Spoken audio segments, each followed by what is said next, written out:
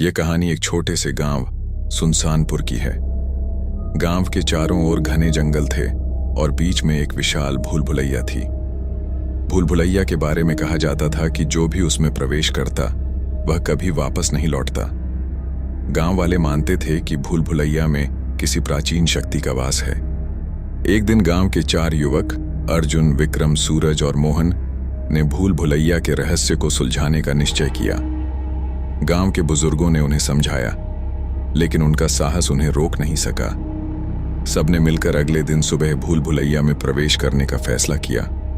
अगले दिन सूरज उगते ही वे चारों युवक भूल भुलैया के प्रवेश द्वार पर पहुंचे।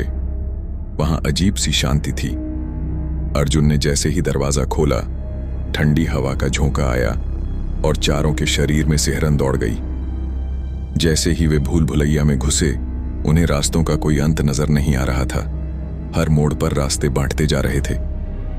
धीरे धीरे अंधेरा बढ़ने लगा और दीवारों पर अजीब आकृतियां उभरने लगीं। विक्रम ने एक परछाई देखी जो हवा में तैर रही थी।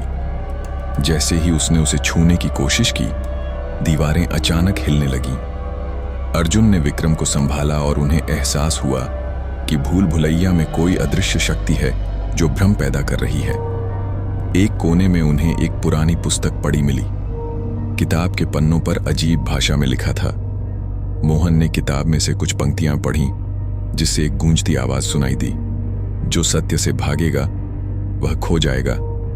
चारों ने आपस में चर्चा की और सोचा कि शायद उनकी डर की भावना ही उन्हें भटका रही है। उन्होंने एक दूसरे का हाथ पकड़ा और एक साथ आगे बढ़ने लगे। जैसे ही वे निडर होकर आगे बढ़े, दीवारें धीरे धीरे अपनी जगह से हटने लगीं और एक सीधा रास्ता दिखाई देने लगा। आखिरकार वे एक विशाल दरवाजे के पास पहुंचे। दरवाजे पर एक शिलालेख था, भय का त्याग ही मुक्ति है। अर्जुन ने शिलालेख को पढ़ा और विश्वास के साथ दरवाजा खोला। दरवाजा खुलते ही चारों ने खुद को गांव के बाहर पाया। वे हैरान थे कि भूल भुलैया से बाहर निकलना इतना आसान कैसे हुआ। तभी गांव के एक बुजुर्ग ने कहा, भूल भुलैया, तुम्हारे मन का भ्रम था।